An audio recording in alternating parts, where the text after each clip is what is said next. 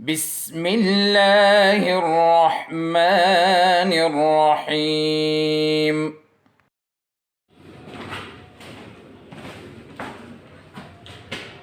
بسم اللہ الرحمن الرحیم نحمده ونصلی علی رسولہ الکریم اما بعد۔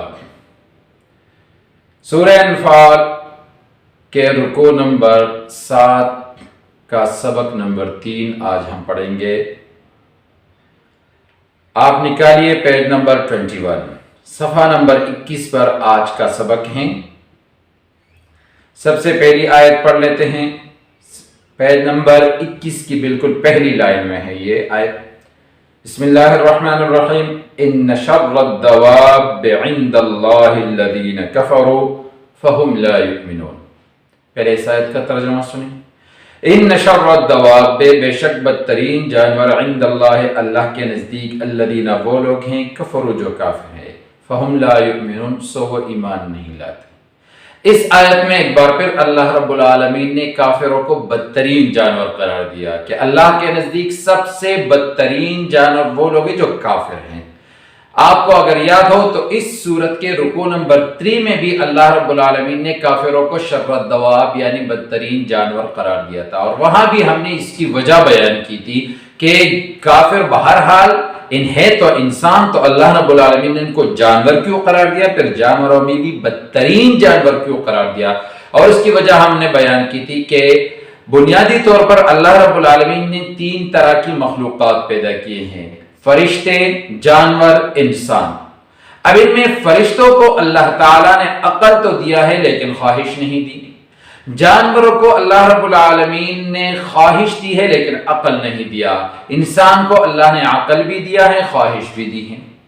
اب اگر کوئی انسان خواہش کو چھوڑ کر صرف اپنی عقل سلیم کی پیروی کرتا ہے اور مسلسل اللہ کے احکامات پر چلتا ہے تو اس انسان کا درجہ پہ فرشتوں سے بھی اونچا ہوتا ہے۔ لیکن اگر کوئی انسان عقل کو چھوڑ کر صرف اور صرف اپنی خواہش کے پیچھے چلتا ہے تو اس کا درجہ جانوروں سے بھی نیچے ہوتا ہے، کیونکہ جانور اگر صرف خواہش کی پیروی کرتا ہے تو اس کے پاس تو عقل ہوتی نہیں، صرف خواہش ہوتی ہے، اسی کی پیروی کرنی پڑے گی۔ انسان کے پاس عقل بھی ہے خواہش کے ساتھ، پھر بھی یہ عقل کو ٹچ بھی نہیں کرتا اور صرف خواہش کے پیچھے پڑتا ہے تو ایسے انسان کا درجہ جانوروں سے بھی نیچے ہوتا ہے۔ اب کافروں نے چونکہ ہمیشہ صرف خواہش کی پیروی کی ہے، اس لیے اللہ تعالیٰ نے ان کو بدترین جانور کہا۔ ٹھیک، دوبارہ ترجمہ سنیں۔ ان شر الدواب، بے شک بدترین جانور، عند اللہ، اللہ کے نزدیک، الذین، وہ لوگ ہیں، کفروا، جو کافر ہے، فہم لا یؤمنون، سو وہ ایمان نہیں لاتے، الذین عاہدت منہم ثم ینقضون عہدہم فی کل مرۃ وہم لا یتقون۔ اچھا، جو یہ آخری 3 آیتیں ہیں، آپ ذرا اس مشق کو دیکھیں، اس رکوع کا جو مشق ہے نیچے، اور اس میں جو دوسرا سوال ہے، دوسرا سوال ذرا دیکھیں، کفار کی جانب سے عہد شکنی کی صورت میں اللہ تعالیٰ نے نبی اکرم صلی اللہ علیہ وسلم کو کیا ہدایات دی، تو ان آخری 3 آیتیں جو ابھی ہم پڑھیں گے اس میں اسی سوال کا جواب ہے۔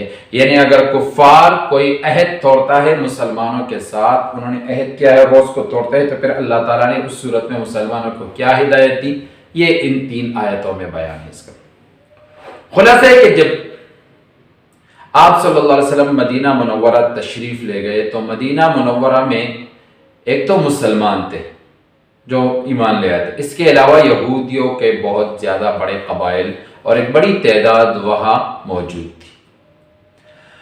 اب یہودیوں کے ساتھ آپ صلی اللہ علیہ وسلم نے ایک معاہدہ کیا، اور کیوں کیا؟ کیونکہ اس وقت مسلمانوں کے 2 دشمن تھے بظاہر۔ ایک تو وہ مشرکین مکہ جن کی وجہ سے آپ صلی اللہ علیہ وسلم اور مسلمانوں نے مکہ چھوڑا اور مدینہ منورہ ہجرت کی، وہ دشمن تھے مسلمانوں کے۔ دوسرے یہ یہودی جو مدینہ منورہ میں تھے۔ ایک دشمن باہر کا تھا، دوسرا دشمن اندرونی تھا، مدینہ منورہ میں تھا۔ اب اس وقت مسلمانوں کی پوزیشن اتنی سٹرانگ نہیں تھی، اتنی مضبوط نہیں تھی، اتنی زیادہ مسلمان اتنی زیادہ تعداد میں نہیں تھے کہ بیک وقت اندرونی اور بیرونی دشمنوں سے نبرد آزما ہو سکے اور دونوں سے نمٹ سکے۔ تو آپ صلی اللہ علیہ وسلم نے بہترین سیاسی حکمت عملی سے کام لیتے ہوئے یہ کیا کہ جو اندرونی دشمن تھا یعنی یہودی مدینہ منورہ کے یہود، ان کو ایک معاہدے میں انگیج کیا تاکہ سارا فوکس جو باہر کا دشمن ہے قریش مکہ ان کی طرف ہو۔ تو اندرونی دشمن کو ایک معاہدے کے ذریعے انگیج کیا، تو ان کے ساتھ آپ صلی اللہ علیہ وسلم نے ایک معاہدہ کیا مدینہ منورہ کی یہودیوں کے ساتھ۔ اس معاہدے کا نام رکھا گیا میثاق مدینہ، تاریخی نام ہے، آپ نے کئی بار سنا ہوگا۔ میثاق مدینہ اس معاہدے کا نام رکھا گیا۔ اس پر دونوں نے اتفاق کیا، یہودیوں نے بھی، آپ صلی اللہ علیہ وسلم نے بھی، اور اس میں مختلف نکات، مختلف پوائنٹس تھے۔ ایک یہ بھی تھا کہ اگر کوئی مسلمانوں پر حملہ کرتا ہے تو یہودی ان کو نہ سپورٹ کریں گے نہ ان کا ساتھ دیں گے، اسی طرح اگر یہودیوں کے ساتھ کوئی وہ چھیڑ چھاڑ کرتا ہے تو مسلمان ان کو سپورٹ نہیں کریں گے۔ یہ ایک شک تھا اس کا۔ اس کے علاوہ بھی بہت سے نکات۔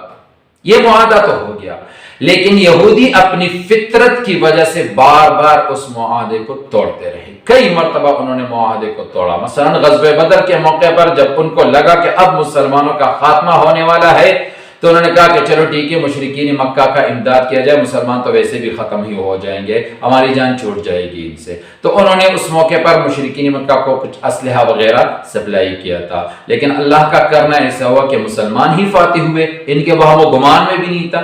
تو پھر ان کو یاد آ گیا کہ ہم نے تو معاہدہ توڑ دیا، اب کیا کریں گے؟ تو وہ آ کر آپ صلی اللہ علیہ وسلم کے پاس روتے تھے، جھوٹے آزار اور مجبوریاں پیش کرتے تھے اور قسمیں کھاتے تھے آئندہ نہیں کریں گے، بس آپ معاہدے کو نہ توڑیں، معاہدے کی تجدید کریں، اسی معاہدے پر قائم رہیں گے اور یہ اور وہ آئندہ نہیں کریں گے وغیرہ۔ آپ صلی اللہ علیہ وسلم بہت ہی حلیم الطبع انسان تھے، وہ دوبارہ اسی معاہدے کو تجدید کر دیتے اور اسی معاہدے کو جاری رکھتے۔ اس کے علاوہ بھی کئی مرتبہ انہوں نے معاہدہ توڑا۔ تو ان آیات میں اللہ تعالیٰ ان کے بارے میں آپ صلی اللہ علیہ وسلم اور مسلمانوں کو کچھ ہدایات دیتے ہیں۔ سب سے پہلی آیت میں اللہ تعالیٰ نے فرمایا کہ جن کے ساتھ آپ لوگوں نے معاہدہ کیا ہے یہ بار بار اس معاہدے کو توڑتے رہیں گے۔ یہ توڑتے ہیں، تم سے معافی مانگتے ہیں، تم نے دوبارہ تجدید کی، لیکن یاد رکھیں کہ یہ ان کی فطرت میں نہیں ہے کہ یہ اس معاہدے پر اب پکے قائم رہے۔ جب بھی ان کو موقع ملے گا یہ معاہدہ توڑتے رہیں گے، کیونکہ یہ ڈرتے نہیں ہے اس معاہدے کے انجام سے یا اللہ کے عذاب سے۔ معاہدہ توڑنے پر جو اللہ کا عذاب ملتا ہے اس عذاب سے نہیں ڈرتے۔ جب نہیں ڈرتے تو ان کو بس صرف موقع ملنے کی دیر ہے، جب بھی موقع ملے گا یہ بات یاد رکھو کہ وہ معاہدہ توڑیں گے، یہ معاہدے پر قائم رہنے والے لوگ نہیں۔ پہلی بات تو اللہ تعالیٰ نے یہ بیان فرمایا، ٹھیک، کہ یہ توڑتے رہیں گے۔ دوسری بات کہ پھر ان کے ساتھ کیا کرنا ہے، تو اللہ تعالیٰ نے فرمایا کہ ان کے ساتھ یہ کرو کہ جب بھی کسی جنگ میں تم ان کو پاؤ نا، ایسی قوم کو جنہوں نے تمہارے ساتھ کیے جانے والے عہد کو توڑا ہو، جب بھی تم ان کو کسی جنگ میں پالو تو ان کو ایسی عبرتناک سزا دو کہ یہ تو رہے یہ، بلکہ ان کے جو اگلے پیچھے دوسرے کافر ہیں ان کے لیے بھی عبرت بن جائے اور وہ بھی بھاگنے پر مجبور ہو جائے۔ اگر ان کے ذہنوں میں بھی تمہارے بارے میں کوئی گڑبڑ ہو تو وہ یہ سوچ لے کہ خیر اسی میں ہے کہ مسلمانوں کے ساتھ چھیڑ چھاڑ نہ کرو اور یہاں سے بھاگ جاؤ۔ تو پہلی بات ان کے بارے میں یہ فرمائی کہ جب بھی تم ایسی قوم کو جنگ میں پالو جنہوں نے تمہارے ساتھ کیے جانے والے معاہدے کو توڑا تو ان کو ایسی سزا دو کہ ان کے لیے تو ان کے لیے دوسروں کے لیے بھی عبرت بن جائے۔ ٹھیک، یہ دوسری بات ہوئی۔ تیسری بات کہ اگر کسی قوم کے ساتھ تم نے معاہدہ کیا ہو، ٹھیک، معاہدہ کیا اور انہوں نے اس معاہدے کو توڑا بھی نہیں، لیکن تمہیں یہ خوف ہو کہ یار یہ لوگ کوئی اعتبار کے لائق نہیں لگ رہے، ایسا نہ ہو کل کو کسی مشکل مرحلے پر یہ معاہدہ توڑیں گے پھر ہمارے لیے مسئلہ بن جائے گا، تمہیں ان پر شک ہو، معاہدہ، اب ان کو آپ کچھ کہہ نہیں سکتے کیونکہ معاہدہ تو ہے اور انہوں نے توڑا بھی نہیں ہے، لیکن ان کی فطرت کی وجہ سے آپ ان کی طرف سے بے فکر بھی نہیں رہ سکتے، ایک ٹینشن ہے۔ تو ایسی صورتحال میں پھر کیا کرنا ہے؟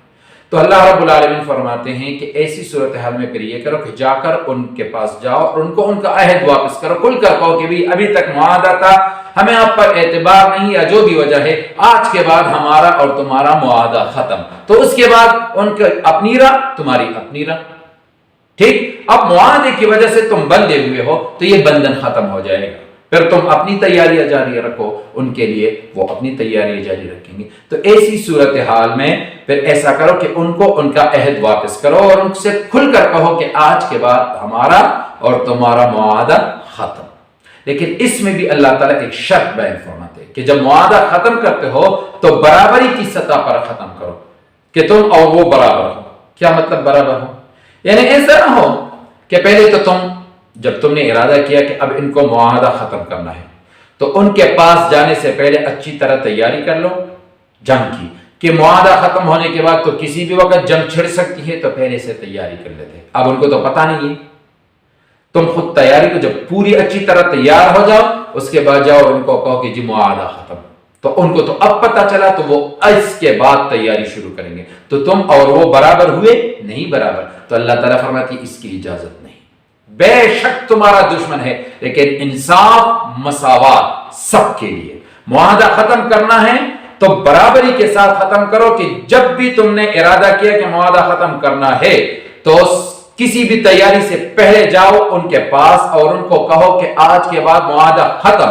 اس کے بعد جب ان کو آپ نے اطلاع دی پھر آپ خود بھی تیاری کرو، وہ بھی تیاری کرے۔ ایسا نہ ہو کہ پہلے تیاری کرو پھر ان کو بتاؤ اور وہ اس کے بعد تیاری کریں گے، اگرچہ تمہارے دشمن ہے لیکن اللہ تعالیٰ فرماتے ہیں اس کے ساتھ بھی اس طرح کی بے انصافی کی اجازت نہیں ہے۔ تو یہ معاہدے کی خلاف ورزی کرنے والوں کے بارے میں 3 بنیادی ہدایات جو ان 3 آیات میں ذکر کی گئی ہے، اس کا خلاصہ میں نے آپ کو بتایا۔ اب ترجمہ سنیے۔ بسم اللہ الرحمن الرحیم۔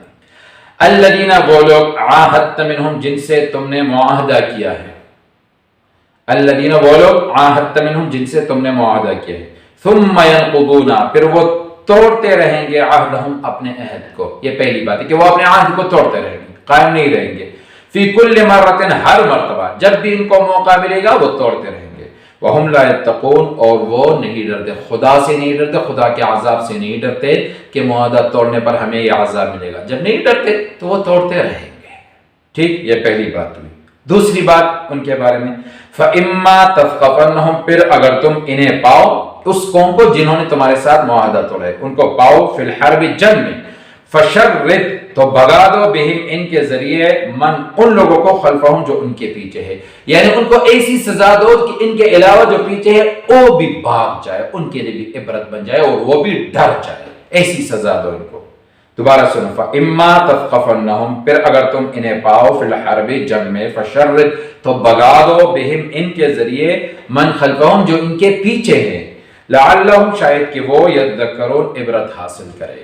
تیسری بات، وَإِمَّا تَخَافُنَّ اور اگر تم ڈرتے ہو من قوم کسی قوم سے خیانتاً خیانت کے بارے میں، مطلب تم نے معاہدہ کیا ہے اور تمہیں یہ ڈر ہو کہ کہیں یہ معاہدہ کو توڑے نہ، یہ ڈر ہو، فَانبِذْ تو پھینک دو الیہم ان کی طرف ان کا عہد، فَانبِذْ تو پھینک دو ان کا معاہدہ الیہم ان کی طرف، یعنی واپس کر دو، علی سواء برابری کے ساتھ۔ برابری کی تشریح میں نے آپ کو کی، ان کو ان کا معاہدہ واپس کر دو برابری کے ساتھ۔ ان اللہ بے شک اللہ لا یحب الخائنین لا یحب پسند نہیں کرتا الخائنین خیانت کرنے والوں کو۔